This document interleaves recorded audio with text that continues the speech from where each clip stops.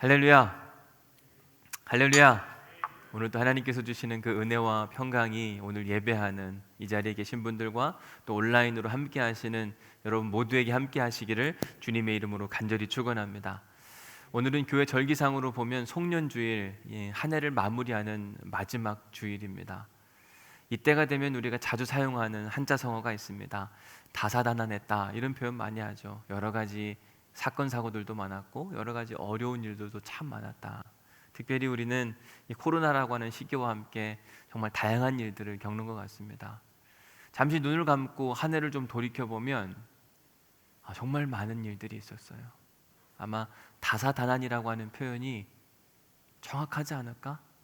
저는 이 표현에 대해서 사실 100% 동감합니다. 저한테 있어서는 2020년도는 다사다난했습니다. 많은 사건과 많은 어려움들이 분명히 있었어요. 무엇보다 올해 1월 저는 생각지도 못하게 부산 온누리교회라고 하는 교회가 저를 확 찾아온 겁니다. 1월 중순쯤으로 기억을 하게 되는데, 지금 부산 온누리교회 3차 청빙이 진행되고 있는데 목사님 추천해도 되겠습니까? 라고 누가 저에게 물으셨습니다. 제가 기도하고 말씀을 드릴게요 라고 이야기했고, 며칠 뒤에 하나님이 원하시는 대로 되기를 소망합니다 라고 이야기하면서 제가 이 청빙 과정 안에 들어왔습니다. 청빙 절차나 과정에 대해서는 저보다 여러분들이 훨씬 더 잘 알고 계시지 않을까, 그런 생각을 해보게 됩니다. 올해 2월 19일, 제가 정확하게 날짜를 기억합니다. 너무 특별한 날이어서 최종 결정을 하는 날이라고 제가 이야기를 들었고, 그날이 수요일이었어요. 저도 마찬가지로 수원에 있으면서 어떻게 하나님이 인도하실까 간절히 기도하고, 그냥 수시로 가서 예배당에 엎드려 기도하고 또 기도했던 것 같습니다. 기도의 내용은 너무 간단해요. 하나님이 인도하시는 대로, 하나님이 원하시는 대로, 무조건 되게 해주세요, 이런 차원의 기도는 분명히 아니었습니다. 하나님이 원하시는 대로, 이끄시는 대로. 마지막 청빙 절차에 대해서는 여러분 더 잘 아실 거예요. 어떻게 뽑았죠? 제비뽑기로. 저는 감리교 목사인데 감리교 역사상 제비뽑기로 담임 목사를 청빙한 교회가 있을까? 제가 인터넷 찾아보니까요, 감리교회는 없어요. 전무후무한 사건입니다. 장로교회는 작년 11월에 한 명 있었더라고요. 한 교회가 있었더라고요. 그 교회는 이미 오래전부터 준비해 와가지고 그렇게 청빙을 했어요. 근데 감리교 역사상으로는 제가 듣기로는 사실은 없어요. 제가 모를 수도 있겠죠. 그러나 제가 아는 선에서만큼은 우리 교회가 처음이지 않을까? 그리고 아마 나중에 누가 탐방 올 수도 있고 얘기 들으러 올 수도 있지 않을까? 20명의 인사위원이 있었고 제비를 뽑았는데 14대 6, 정확하게 3분의 2의 표가 제비가 뽑혀가지고, 부족하지만 제가 어쨌든 우리 교회에 4대 담임 목사로 하나님께서 파송해 주셨습니다. 저는 이 과정을 일컬어서 신묘막측했다, 이 표현이 아마 제일 맞을 것 같아요. 하나님이 하신 일이 정말 기가 막히다, 놀랍다, 어떻게 이런 일이 일어날 수 있을까, 그런 생각을 해보게 됩니다. 저는 청빙 소식을, 결과에 대해서 듣고 그로부터 딱 일주일, 2월 27일에 수원에 있던 모든 일들을, 사역들을 다 정리하고 부산으로 내려왔습니다. 근데 어려운 일이 생겼어요. 뭐냐면 그때 마침 대구발 코로나 이 확산 문제 때문에 온라인 예배가 시작이 됐어요. 지금 생각해보면 딱 요 정도 인원이 여기서 예배를 이렇게 드렸던 것 같아요. 마스크 쓰시고 소요가 그침에 했던 설교도 다 기억이 납니다. 그런데 1년이 지났는데 똑같은 모습으로 여전히 있다는 게 참 가슴은 아픕니다. 대면과 비대면을 막 오가면서, 근데 여러분 마스크를 쓰고 있으니까 뭐가 있냐면요, 뭔가 가로막이 있는 것 같아요. 잘 모를 때가 진짜 많은 것 같아요. 사실 오늘 진권사님 기도해 주셨는데, 이러니까 진권사님이 누군지 알죠? 그동안 진짜 몰랐거든요. 마스크 쓰시는 거 더 모르기도 하고. 이런 시기를 1년의 시간을 보내왔습니다. 교회가 버젓이 있는데 주일날인데 성도들이 교회로 오고 싶은데 교회를 못 와요. 어떤 분들은 교회 문고리를 잡고 기도하시는 분을 봤어요. 얼마나 교회 오고 싶으면. 가슴 아픈 일이에요. 목사님 저 역시 마찬가지로 성도들과 함께 직접 대면하지 못하고 온라인으로 만나고 만난다 하더라도 마스크를 쓰고 만난다고 한다는 그 사실이 참 가슴 아픈 일이에요. 속상한 일입니다. 어쩌면 이런 일이 있을 수 있을까? 코로나가 이어지면서 결혼식이 있었는 특별한 결혼식을 했던 기억이 있습니다. 일반적으로 결혼식 하면 많은 분들이 오셔서 함께 축하해주고, 이게 결혼 문화인데, 올해 제가 결혼 주례 했던 한 사건은 뭐냐면 가족끼리만 스몰 웨딩을 할 수밖에 없었어요. 갑자기 사회적 거리두기 격상이 되면서 9월 초에 결혼하기로 했었는데 그게 만만치가 않으니까 결국 모든 건 다 취소하고 그냥 스몰 웨딩, 자기 가족들끼리만 모아놓고 20명이 채 안 됐습니다. 야, 이런 결혼식도 있구나. 지난 한 해를 정리해 보니까 야, 많은 일이 있었네. 재밌네. 어느 때 보면 웃음밖에 안 나와요. 야, 이게 세상에 이런 일이 다 있을 수 있나. 근데 한편으로는 염려와 걱정이 찾아오기도 합니다. 앞으로는 또 어떤 일이 벌어질까? 변종 바이러스가 막 생긴다고 이야기하는데, 하와이에서는 화산이 터졌다고 이야기하죠. 지난 여름에 막 홍수 나가지고 난리가 났죠. 앞으로 세상이 어떻게 흘러갈까? 이런 마음의 염려와 답답함이 찾아올 때도 분명히 있습니다. 그런데도 불구하고 감사한 사실은 뭐냐면 2020년 마지막 송년주일을 우리가 이렇게라도 예배드릴 수 있다고 하는 거.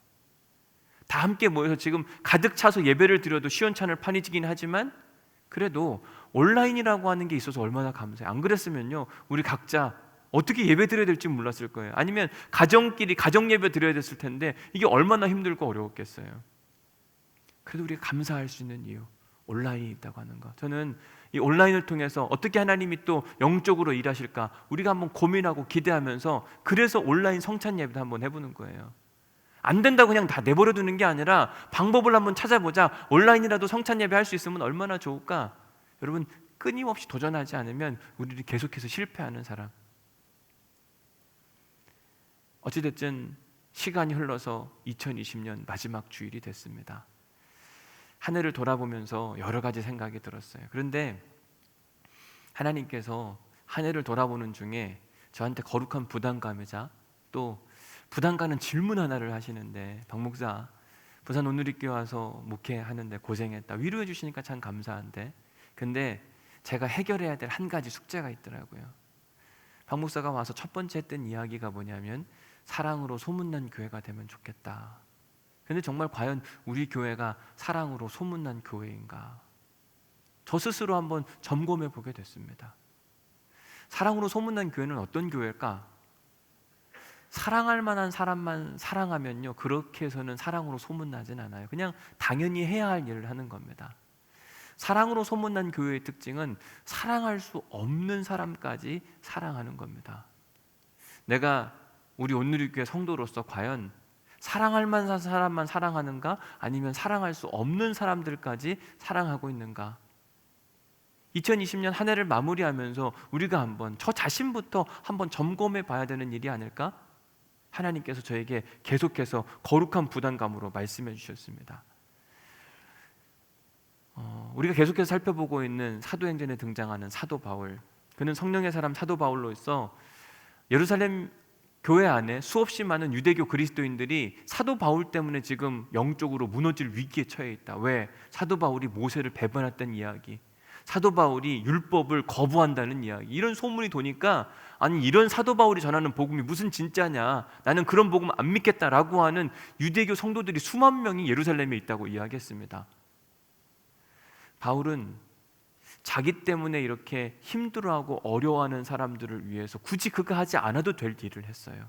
우선 사도행전 21장 24절 말씀에 보면 그들을 데리고 함께 결례를 행하고 그들을 위하여 비용을 내어 머리를 깎게 하라. 나시린들에 대한 이야기, 지난 성탄 예배 기억하시죠? 그러면 모든 사람이 그에 대하여 들은 것이 사실이 아니고 그대도 율법을 지켜 행하는 줄로 알 것이니라. 당신의 오해를 풀기 위해서는 이런 일을 해야 합니다. 사실 안 해도 됐어요. 왜? 오해는 그 사람이 했지 사도 바울이 잘못한 건 하나도 없거든요. 그러면 에이 나 몰라라, 언젠가 밝혀지겠지, 가만히 있어도 돼요. 그런데 바울은 이런 제안을 받고 사도행전 21장 26절에서 바울이 이 사람들을 데리고 이튿날 그들과 함께 결례를 행하고 성전에 들어가서 각 사람을 위하여 제사를 드릴 때까지 결례 기간이 만기된 것을 신고하니라. 하니라. 바울을 향한 모함이 있을 때 바울은 어쩌면 억울할 수도 있었습니다. 왜 나를 모함하지? 왜 나를 오해하지? 난 진실한 사람인데? 그는 억울하고 속상했음에도 불구하고 그 감정을 그냥 그대로 가지고 가지 않았고 오히려 그들을 사랑하는 마음으로, 여러분, 굳이 하지 않아도 되는 일, 이게 사랑이 없으면 절대로 안 돼요. 우리는 하고 싶은 것만 합니다. 근데 사랑으로 소문난 사람이 되고 사랑으로 소문난 교회가 되려면 내가 굳이 하지 않아도 될 일을 함께 나아갈 때, 그제서야 저 교회 사랑이 있네, 저 교회 생명이 있네, 은혜가 있네. 상식선에서 움직이면요 절대로 사랑으로 소문난 교회라고 소문날 수가 없습니다. 상식을 뛰어넘어야 돼요. 상식을 뛰어넘을 때 두 가지가 있어요. 하나는 비상식이 있고 하나는 초월적 상식이 있는 겁니다. 저는 기독교인이 비상식적이지 않았으면 좋겠어요. 대신 우리는 상식을 뛰어넘는 사람, 그런 사람이 해야 할 일이 뭐냐면 굳이 하지 않아도 되는데 사랑으로 해주는 거. 기독교인으로서 비상식적인 행동은 뭐냐면요, 만약에 내가 오해를 받았어요, 모함을 받았어요. 그럼 우리가 어떻게 하냐? 여러분, 오해받고 모함 받았으면 어떻게 해야 되죠? 그대로 갚아줘야 돼요. 그죠? 그런 사람들 무고죄로 고소를 하든지, 아니면 저 사람이 날 모함했으니까 나도 모함을 하든지. 이건 비상식적인 그리스도인. 그런데 초월적인 하나님을 믿었던 사도 바울은 하나님의 사람으로서 그들을 고소하지도 않았습니다. 그들을 모함하지도 않았습니다. 오히려 그들을 사랑하는 마음을 가지고 그가 굳이 하지 않아도 되는 나신일 정결 예식에 참여하고 그 모든 비용을 다 사도 바울이 직접 댔어요. 왜 그랬는가? 그에게는 하나님이 주신 사랑이 많았기 때문에. 이 정도쯤 해야 사랑으로 소문난 교회가 되는 겁니다. 과연 나는 2020년 한 해를 살아가면서 온누리교회 성도로서 온누리교회가 사랑으로 소문난 교회가 되기를 위해서 어떤 인생을 살았는가 한번 진지하게 우리가 점검해 봐야 되지 않을까. 하나님은 우리 온누리교회가 이 해운대 일대와 부산 일대에서 사랑으로 소문난 교회, 야 부산 온누리교회 가봐라, 그 교회 가면 달라진다, 그 교회는 원수까지 사랑하더라, 하지 않아도 될 일을 괜히 하더라, 다른 교회, 이상한 교회가 아니라 특별한 교회. 근데 교회는 건물이 아니라 사람이라 그랬어요. 그 소문을 만들어내는 사람들은 누구냐면 결국 우리 자신이라고 하는 이야기입니다. 바라기는 우리가 이렇게 사랑으로 소문난 믿음의 사람들 될 수 있기를 주님의 이름으로 간절히 축원합니다. 문제는요, 제가 오늘 본문 말씀을 읽으면서요, 사도 바울과 정반대 인생을 산 어떤 사람들을 제가 만났어요. 가슴이 철렁했습니다. 혹여나 우리의 모습이 이런 모습은 아닐까. 바울은 사랑으로 소문난 그런 교회가 되기를 위해서, 예루살렘 안에서 그리스도인들이 어떤 존재인지를 알려주기 위해서 굳이 그가 하지 않아도 될 일을 했어요. 그런데 오늘 본문에 보면은요, 에베소에서 온 어떤 유대인들은 그들 역시 굳이 하지 않아도 될 일을 했는데 그게 생명을 살리는 일이 아니라 누군가의 생명을 죽이는 일이더라고요.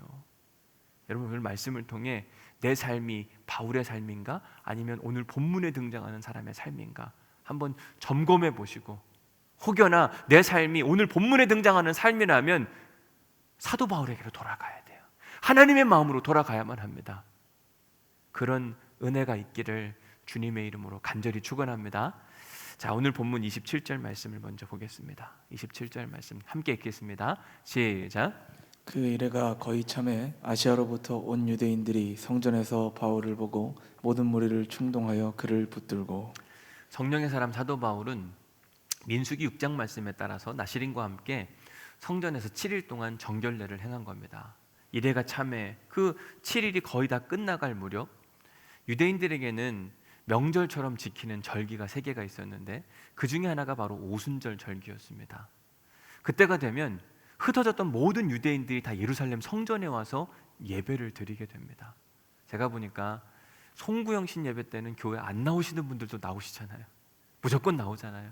유대인들은 그래요. 제살 평상시에 잘 안 드리다가도 언제는 꼭 예루살렘에 다 가고 싶어 하냐면 이 명절 때, 유대인들이 지키는 명절, 그 중에 하나가 오순절인데 이 오순절을 지키기 위해서 아시아에서 온 어떤 사람들, 그 아시아 중에서도 어디냐면 사실은 에베소에서 온 어떤 사람들을 지칭하는 겁니다. 그들이 예루살렘에 딱 왔는데 바울을 만난 거예요.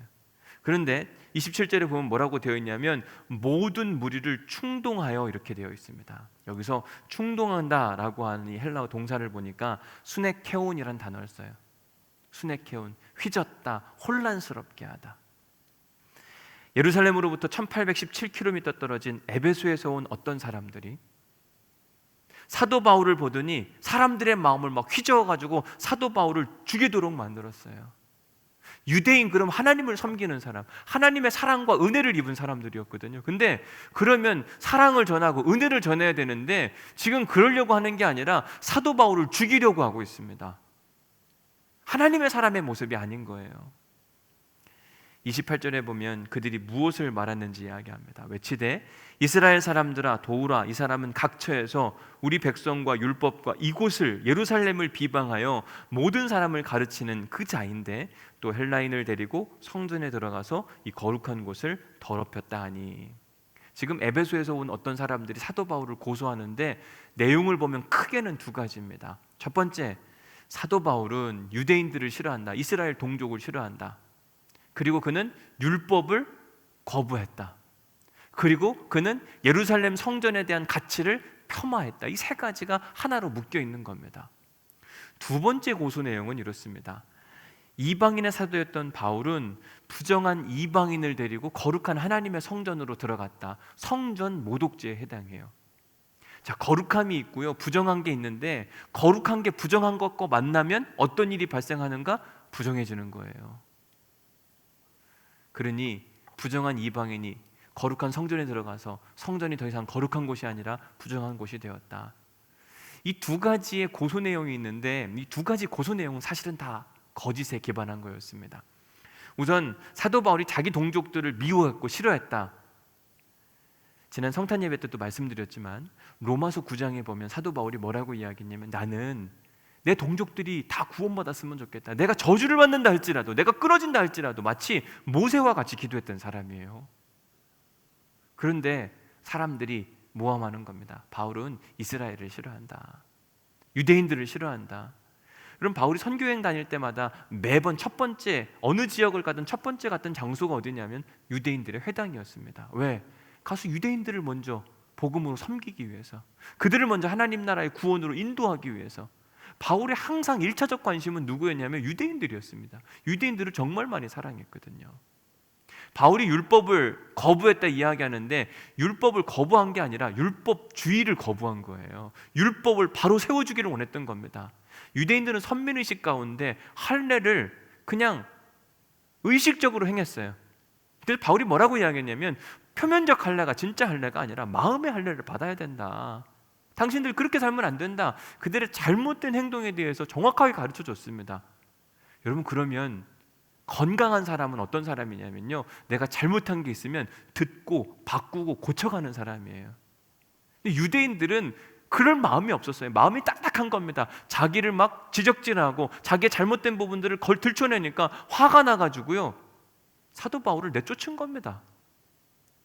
이들이 뭐라고 이야기했냐면 바울은 예루살렘 성전의 가치를 폄하했다고 이야기하는데 여러분 잘 생각해 보십시오. 바울이 언제 예루살렘을 폄하했습니까? 바울에게 예루살렘은 영적 고향과도 같은 곳이었어요. 에베소에서 그가 뭐라고 이야기했냐면 내가 예루살렘에 가보고 싶다, 로마도 가야 된다, 이렇게 이야기하면서 예루살렘을 항상 포함시켰어요. 뿐만 아니라 밀레도에서 에베소 교회 장로님들 만났을 때 나 예루살렘 가야 된다. 두로에서 사람들이 가지 말라 말렸을 때 나 가야 된다. 가이사랴에서 가시면 큰일 납니다. 그때도 나 가야 된다. 바울은요, 자기의 목숨을 각오하고 나의 달려갈 길과 주 예수께 받은 사명, 그 하나님의 은혜의 복음을 증언하는 일을 마치려 하면은 나의 생명조차, 나의 죽음을 각오하고서라도 나는 예루살렘에 간다. 그리고 실제로 예루살렘에 왔어요. 그런데 언제 예루살렘을 폄하했냐고요. 에베소에서 온 어떤 유대인들은 지금 사도 바울에 대한 비방과 고소의 내용들을 철저히 다 거짓에 기초하고 있었어요. 우리 28절 말씀을 다시 한번 살펴보면 외치되 이스라엘 사람들아 도우라, 이 사람은 각처에서 우리 백성과 율법과 이곳을 비방하여 모든 사람을 가르치는 그 자인데, 두 번째 고소 내용이 정확하게 나옵니다. 또 헬라인을 데리고 성전에 들어가서 이 거룩한 곳을 더럽혔다 하니, 사실 사도 바울의 첫 번째 고소 내용은 그의 행적을 조금만 찾아보면 바울이 그런 사람이 아니라는 걸 다 알고 있습니다. 그가 유대인을 얼마만큼 사랑하는지, 그가 얼마나 율법을 사랑하고 잘 지켜왔는지, 자기는 스스로 내가 바리새인 중에 바리새인이야, 나는 율법을 너무너무 사랑한다, 아예 그렇게 얘기하거든요. 뿐만 아니라 예루살렘 성전을 사모하는 마음으로 죽음을 각오하고 왔는데 그걸 누가 모르겠냐고 이야기를 하는 거죠. 근데 두 번째 이슈는요, 생각보다 유대인들에게 아주 민감한 이야기였습니다. 그 이야기의 핵심은 사도 바울이 헬라 사람 중에 한 사람인 드로비모를 데리고 성전 안으로 들어갔다. 이거는요, 유대인들을 흥분시키고도 남을 만한 아주 중요한 이슈 중에 하나였습니다. 당시 예루살렘 성전 사진을 우리가 잠깐 살펴보면 예루살렘 성전에는 성소와 지성소로 나뉘어 있는 성전이 있었고, 밖에서 또 희생 제물을 바쳐서 또 제사를 드리는 이 안뜰, 성전 안뜰이 있었습니다. 근데 거기 보면 뭐라고 되어 있냐면 저 중간에 이방인의 뜰이라고 되어 있어요. 저 이방인의 뜰은요, 이방인들도 갈 수 있었어요. 내가 하나님을 믿고 싶어요. 그런데 아직 이방인이에요. 그러면 저기까지는 갈 수 있는 겁니다. 근데 이방인이 저 선을 넘는다, 그러면 큰일 나는 거예요. 어떤 이방인을 막론하고 저 선을 넘어서 성전 안으로 들어오면 무조건 죽이도록 되어 있었습니다. 그래서 그 당시에 강력한 힘을 가지고 있었던 로마 제국의 어떤 권력 있는 사람들도요, 함부로 저 이방인의 뜰을 넘어서 성전 안으로 들어가지 않았습니다. 왜? 그랬다간 유대인들이 난리가 나거든요. 유대인들이 난리가 나면 이 로마 제국의 관리들이 그냥 한순간에 날아가, 자기 정치적 생명이 한순간에 끝나니까요, 그냥 로마 제국의 이방인들도, 권력 있는 사람들도 저것만큼은 인정을 해줬어요. 그런데 지금 에베소에서 온 어떤 사람들이 뭐라고 이야기하냐면, 이방인의 사도였던 사도 바울이 예루살렘 성전 안으로 지저분한 부정한 사람, 이방인 한 사람을 데리고 성전 안으로 들어갔다, 이런 이야기를 합니다. 근데 그게 사실이면 뭐 큰일 날 일이죠.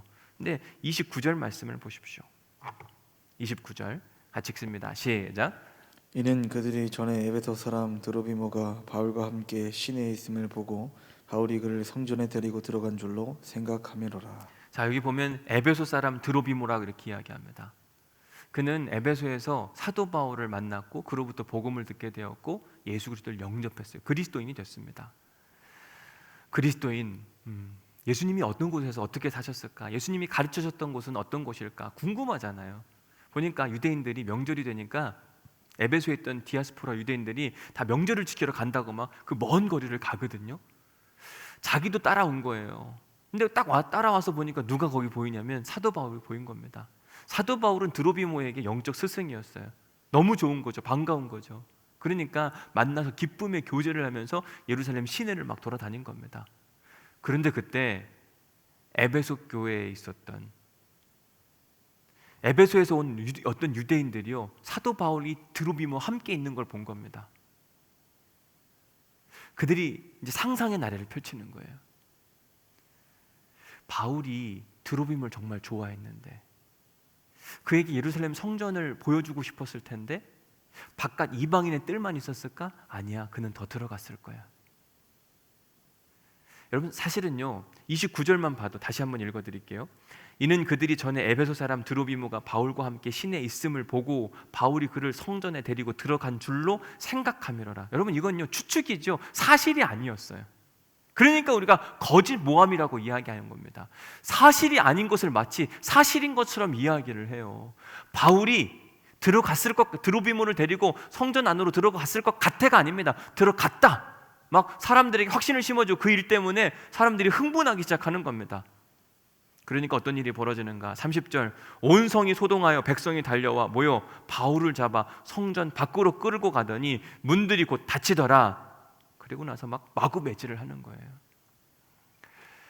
오늘 설교 제목은 비뚤어진 마음이라고 정했습니다. 사람의 마음이 비뚤어지면요, 모든 것이 정상적으로 보이지 않아요. 이랬을 것 같아라고 하는 추측의 사실이 마치 진짜인 것처럼 이야기해서 옳고 그름이 중요하지 않습니다. 내가 마음이 비뚤어졌잖아요. 그러면 저 사람을 어떻게 해서든지 해하고 싶은 것, 어떻게 해서든지 없애버리고 싶은 것, 이게 바로 사도 바울이 당했던 아픔과 어려움이었습니다.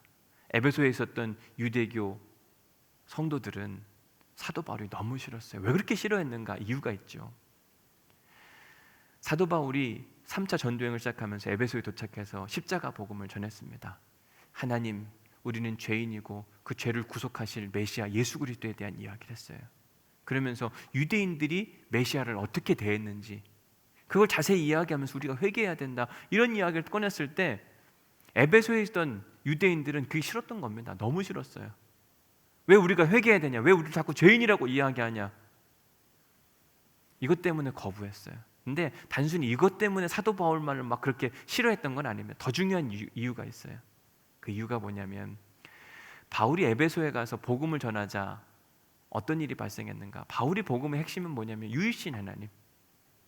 그 당시에는 에베소에 아뎀이라고 하는 신전이 크게 있었고 수많은 사람들이 이 아데미 신전을 여행하기 위한 순례객들이 있었습니다.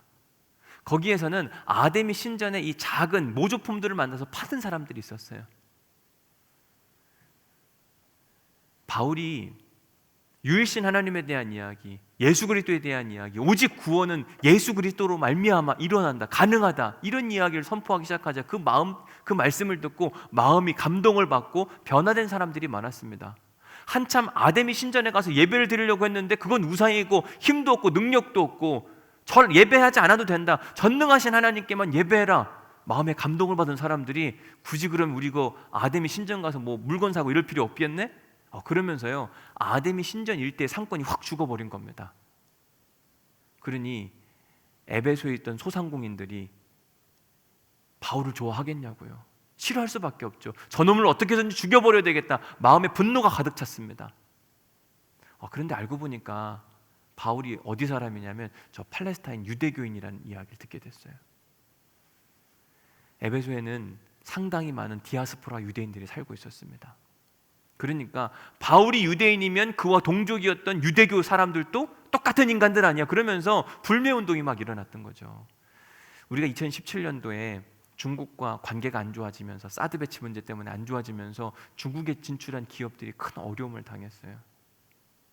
중국의 여행객들이 수없이 많이 오다 갑자기 발길이 뚝 끊겼습니다.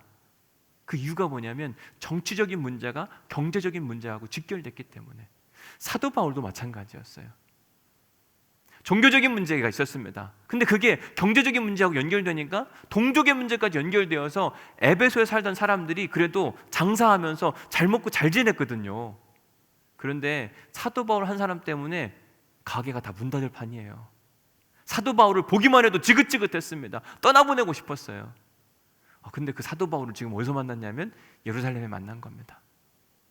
저 사도 바울을 여기서 끝내지 않으면 분명 예루살렘 모든 일을 마치고 그가 어디로 갈 거냐면 에베소로 또 올 것 같은 거죠.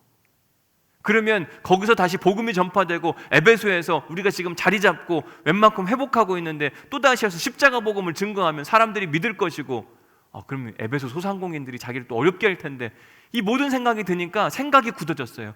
마음이 삐뚤어진 겁니다. 저 인간 우리가 죽여야 되겠다. 첫 번째 방법, 저는 유대인들을 싫어하고 율법을 거부하고 예루살렘 성전의 가치를 폄하했다. 근데 사람들이 그게 안 통하거든요. 봐봐라, 저 사람은 모세의 율법대로 민수기 6장의 말씀대로 나실인들을 위해서 함께 정결회에 참석하고 비용도 다 되지 않았더냐. 이걸로 해결이 안 되니까 플랜 B를 가동한 거예요. 플랜 B가 뭐냐, 바울이 이방인 한 사람을 데리고 성전으로 데리고 들어가가지고 거룩한 하나님의 성전을 더럽혔다. 이 얘기를 들으니까 유대인들이 막 다 화가 나고 분노해가지고 결국 사도 바울을 죽이고자 달려드는 모습을 보게 됩니다. 우리 35절 말씀 함께 읽어보겠습니다. 35절 말씀 같이 읽습니다. 시작. 바울이 층대에 이를 때에 무리의 폭행으로 말미암아 군사들에게 들려가니. 로마의 천부장이요, 사도 바울을 향한 이 분노의, 유대교 성도들의 이 분노의 소리를 듣고 깜짝 놀랐습니다. 왜? 로마 제국에 이런 소식이 들어가면 자기 정치적 인생이 끝나거든요. 안 될 것 같거든요. 그러니까 얼른 이 소란을 좀 잠재워야만 했습니다. 가서 사람들한테 물어봤어요. 도대체 이게 무슨 일이냐? 뭐 때문에 이렇게 사람들이 소란스럽냐? 그런데 여러분들이 성경 읽어보시면 알겠지만 이 사람은 이렇게 말하고 저 사람은 저렇게 말해요. 왜? 거짓말이었기 때문에. 소동의 원인이 명확하지 않습니다. 막 사람들은 막 흥분해가지고 감정적으로 폭발한 상태이기 때문에 옳고 그름, 뭐가 진실이고 뭐가 거짓인지 이게 구분이 잘 안 되는 상황이에요. 이 천부장이 안 되겠다 생각이 들어서 안토니오라고 하는 그들만이 머물고 있는 성이 있었는데 그 성에 이 사도 바울을 데리고 가려고 했던 거예요. 로마의 군병들이 사도 바울을 막고 좀 안전하게 가서 무슨 일인가 한번 점검해 보려고 딱 하는 중에, 그런 중에도 지금요 사도 바울을 잡아 죽이겠다고, 다시 한번 35절 읽어드릴게요. 바울이 층대에 이를 때에, 지금 이제 안토니오 성 바로 올라갈 때, 영내 올라갈 때 일입니다. 올라가려고 하는데 이때 무리의 폭행, 막 뛰어 들어가지고 막 난리를 친 겁니다. 지금 왜요? 바울을 죽이고 싶어서. 과연 이 모습 안에 에베소에서 온 어떤 이들의 모습, 그들 때문에 충동당한 그들의 모습, 그들 안에 사랑이란 존재할까? 아니요. 그들 안에는 시기와 질투와 증오와, 자기 사랑은 분명히 있더라고요. 자기 경제적인 이득을 포기하지 않기 위해서 자기 사랑하는 마음 가운데 남을 죽이려고 그래요. 근데 예수님은 그런 모습 아니었잖아요. 남을 구원하기 위해 자기를 희생하는 그 모습, 바울도 그 모습이었습니다. 수많은 유대교 그리스도인들을 구원하기 위해서 자기의 시간과 자기의 물질을 희생하는 그 모습. 그런데 오늘 본문에 등장하는 그 어떤 아시아에서 온 유대인들은 자기의 경제의 문제를 위해서 지금 사도 바울, 진리를 선포하는 바울을 죽이려고 달려들고 있어요. 한 해를 마무리하면서 과연 이 모습이 우리의 모습은 아닐까? 내 이득, 경제적인 모습, 그것 때문에 누군가를 험담하고 없는 말을 만들어내고. 여러분, 이 비뚤어진 마음을 가진 사람의 특징이 있더라고요. 그 특징 중에 하나가 뭐냐면 없는 말을 만들어내기도 하고요, 요만한 얘기를 이만하게 부풀리기도 해요. 여러분, 그래서 과장법도 사실은 거짓을 속하는 거예요. 요만한 걸 막 이만한 것으로 만들어낸다. 이게 바로 오늘 본문에 등장했던 에베소에서 온 어떤 유대인들의 모습이었어요. 그들은 사랑이란 존재하지 않았어요. 오로지 누군가를 어떻게 하면 죽일 수 있을까? 이런 그들의 모습이 아름다웠나? 결코 아름답지 않아요. 우리가 보기도 아름답지 않지만 하나님 보시기에도 아름답지 않아요. 어쩌면 우리의 모습은 아닐까? 하나님이 2020년 한 해를 마무리하면서 오늘 본문의 말씀을 우리에게 선물해 주셨습니다. 왜 그랬을까? 우리의 모습을 한번 점검해 보라고. 과연 너희 모습 안에 사도 바울의 모습이 있느냐? 아니면 에베소에서 온 어떤 유대교인의 모습이 있는가? 여러분, 누군가를 시기하고 질투하고 미워하는 것, 그냥 방치해 두면 정말 큰일 납니다. 왜 큰일 나는가?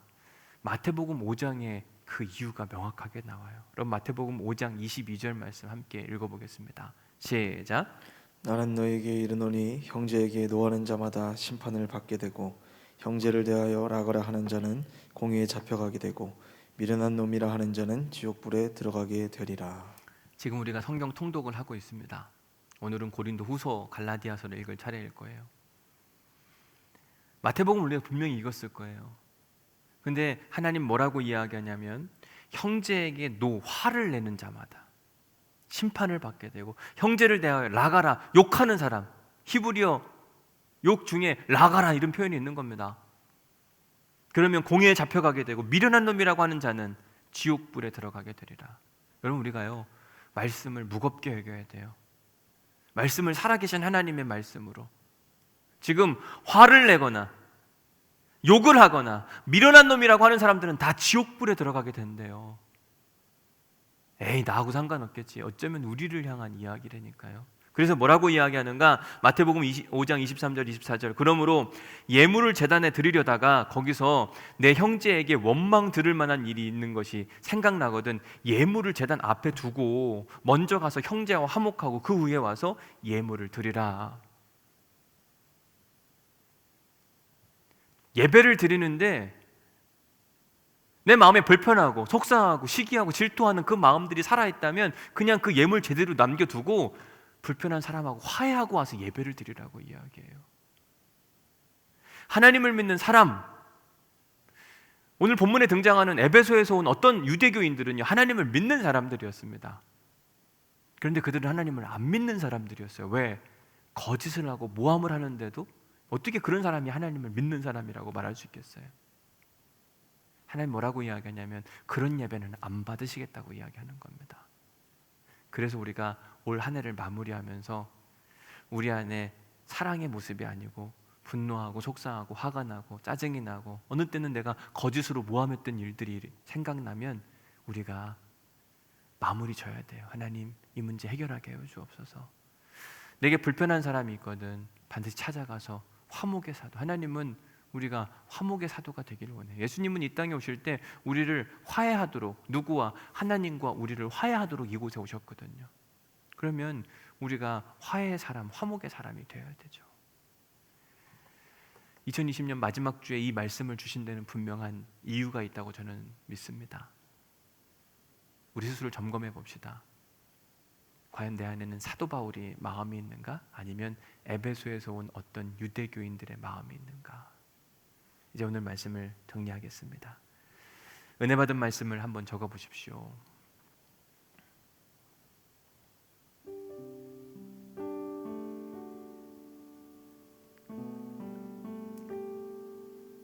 당신 안에는 따뜻한 사랑의 마음이 있습니까? 가족, 셀원, 교우들, 이웃들, 막 누군가를 위해서 내가 굳이 하지 않아도 되는 그 일을 했던 그 일들이 기억이 나십니까? 적어보시고, 당신은 누군가를 향해 비뚤어진 마음을 가지고 계시진 않습니까?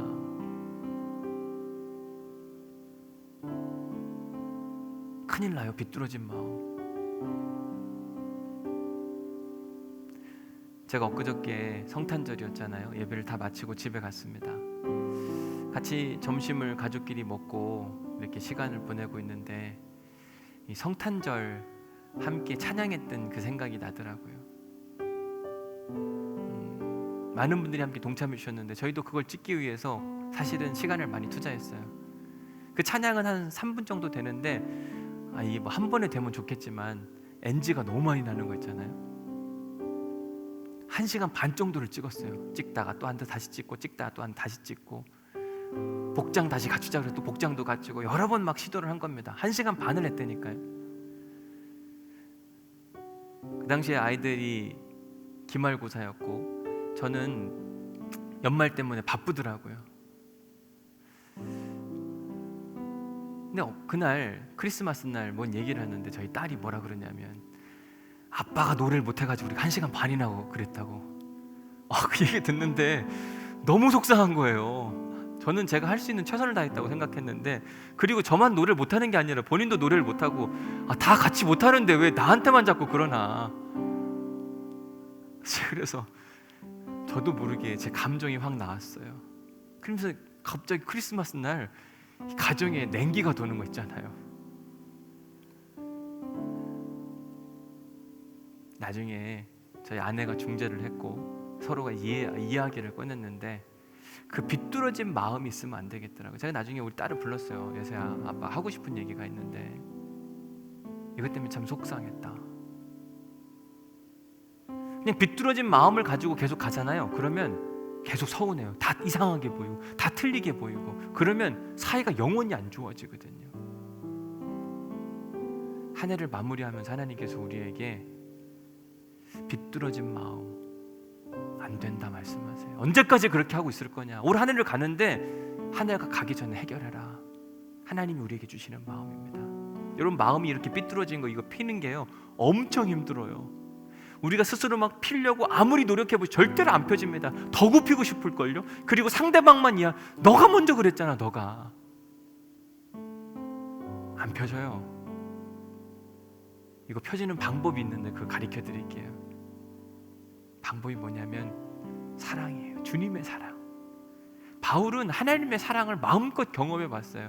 하나님이 나를 향해 막 마음을 구부리고 계셨다 그러면 진노할 수밖에 없었고, 바울 같은 인간은 절대로 구원하려고 하지 않으셨을 거예요. 근데 하나님이 바울을 사랑하심으로 다메섹으로 가던 길에 만나게 하셨고 그에게 은혜를 베풀어 주심으로 그의 구부러진 마음이 펴지도록 만드셨어요. 우리에게도 마찬가지입니다. 오늘 우리 찬양하는 중에 우리의 구부러진 마음이 펴지기를 간절히 소망합니다. 이걸 깨달으셔야 돼요. 이 가사 첫 번째 줄에 보면 보소서 주님 나의 마음을 내 마음에 선한 것이 하나도 없습니다. 여러분 이걸 아셔야 돼요. 나는 괜찮은데 저 사람이 문제다. 아니에요. 내가 문제인 거예요.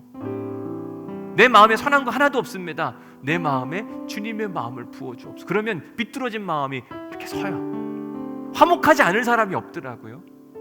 바라기는 그 화목하지 않으려고 하는 사람은 하나님이 처리하시니 걱정도 하지 마세요. 우리가 해야 될 책임은 뭐냐면 사랑하는 것만 있더라고요. 이 찬양하시면서 하나님 제 안에 거룩한 마음, 하나님의 마음을 부어주셔서 비뚤어진 눈으로 세상을 바라보지 않게 하시고 갈라진 틈을 메우게 하여 주옵시고 사랑으로 소문난 교회 성도 될 수 있도록 소망하는 마음으로 우리 함께 이 찬양 부르도록 하겠습니다. 보소서 주님, 보소서 주님 나의 마음은 선한 것 하나 없습니다. 그러나 내 모든 것 주께 드립니다. 사랑으로 안으시고 날 새로 다시 한번 찬양할까요? 보소서 주님,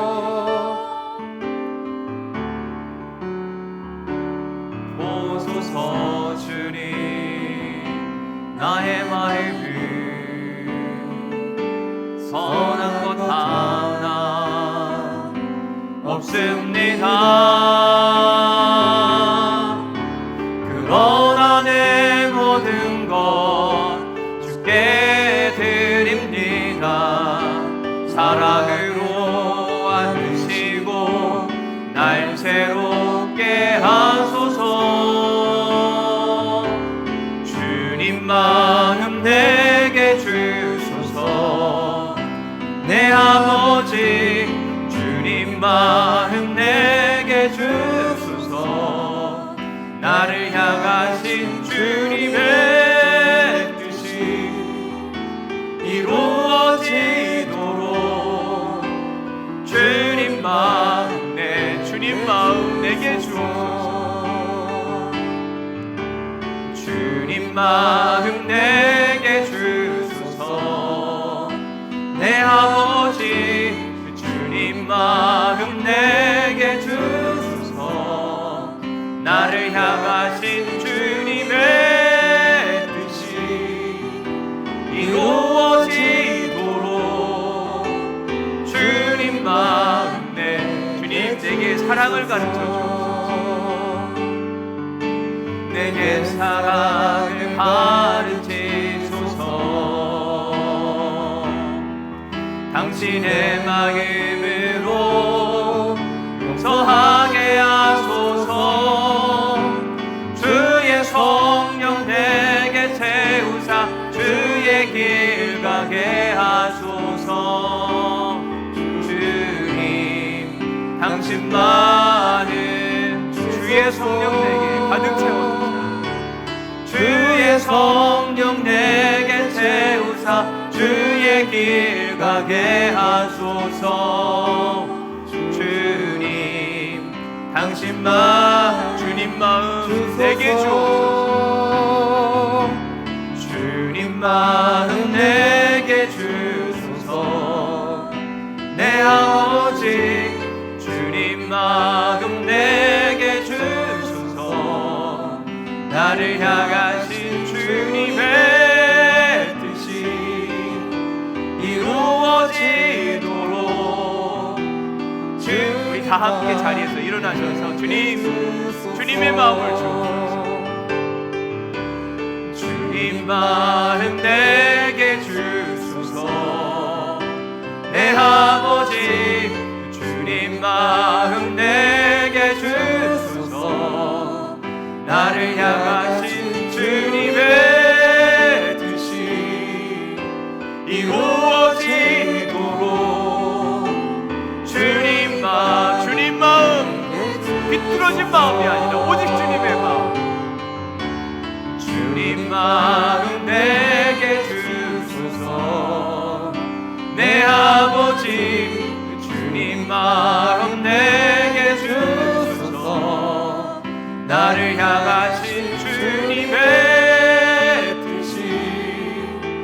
이루어지도록 주님 마음 내게 주소서.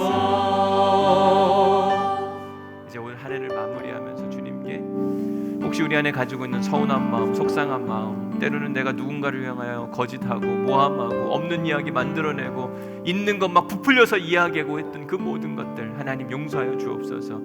관계를 깨뜨리는 자가 아니라 관계를 회복시키는 자가 되게 하여 주옵소서.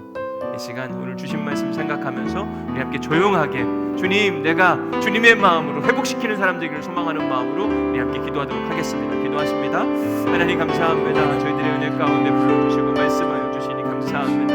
우리의 마음을 되돌아봅니다. 우리의 마음이 밴댕이 소갈딱지만 같습니다. 하나님, 주님 좁은 마음을 용서하여 주옵소서. 부러진 마음을 용서하여 주옵소서. 주님의 마음으로 부어주옵소서. 펴지게 하여 주옵소서. 바로보게 하여 주옵소서. 사랑의 마음이 되게 하시고 은혜의 마음이 되게 하시고 성령의 마음이 되게 하옵소서. 주님 기름 부음의 마음이 되게 하여 주옵소서. 화목하기를 소망하며 기도합니다. 하나님 화목하며 속을 되게 소망하며 기도합니다. 하나님 주님 화목함이 있게 하여 주옵소서. 하나님 주님의 화목이 찾아올 수 있도록 인도하여 주옵소서. 하나님 주님의 은혜가 있도록 도우시고 하나님 주님의 은혜와 능력이 나타날 수 있도록 도우시고 축복하여 주옵소서. 하나님 주님의 은혜하여 주옵소서. 사랑하게 하여 주옵소서. 아버지 모함하게 하지 않게 하여 주옵소서. 과장되게 하지 않게 하여 주옵소서. 아버지 사랑의 마음으로 굳이 하지 않아도 될 일을 할 수 있도록 도우시고 인도하여 주옵소서. 하나님 찾아가야만 합니다. 하나님께서 하늘보좌를 보내시고 화해하기 위해서 예수 그리스도를 보내신 것처럼 찾아가게 하시고 움직이게 하시고 만나게 하시고 거룩한 은혜와 능력이 나타날 수 있도록 도우시고 축복하여 주옵소서. 주님 말씀하셨사오니 순종할 일만 남았습니다. 순종하게 하시고 따라가게 하시고 아버지 은혜와 능력만 나타날 수 있도록 도우시고 축복하여 주옵소서. 고맙습니다. 감사합니다. 하나님 2020년 마무리를 하면서 주님께서 사도행전 21장의 말씀을 통하여 우리가 해결해야 될 숙제를 가르쳐 주시니 감사합니다. 하나님, 우리가 에베소에서 온 어떤 사람들처럼 없는 말을 꾸며내기도 하고 내가 원하는 바를 얻기 위하여 확인되지도 않은 사실을 추측을 확실한 것처럼 말하는 우리의 잘못된 습관들이 있었습니다. 하나님 용서하여 주옵소서. 이제는 틈을 만드는 자가 아니라 틈을 메우는 자가 되어줄 수 있도록 도우시고 축복하여 주옵소서. 사랑하게 하여 주옵소서. 화목하게 하여 주옵소서. 주님께서 오늘 주신 말씀을 마음에 담고 이제 남은 며칠 동안 불편한 사람들, 우리 가운데 있는 그 잘못된 마음들을 회복하기를 간절히 소망합니다. 우리가 할 수 없어서 주님의 마음을 구하고 주님의 능력을 구하오니 주님 역사하여 주옵소서. 이제는 우리 주 예수 그리스도의 은혜와 아버지 하나님의 극진하신 사랑과 성령님의 감동, 감화, 역사, 교통, 위로하심이 우리의 비뚤어진 마음, 잘못된 마음, 거짓된 마음, 자기밖에 모르는 마음에서 벗어나 평화의 사도, 은혜의 사도, 하나님 나라 백성으로 살아가기를 소망하고 다짐하고 결단한 우리 온누리교회 모든 성도들 가운데 이제로부터 영원히 함께 하시기를 간절히 축원하옵나이다. 아멘.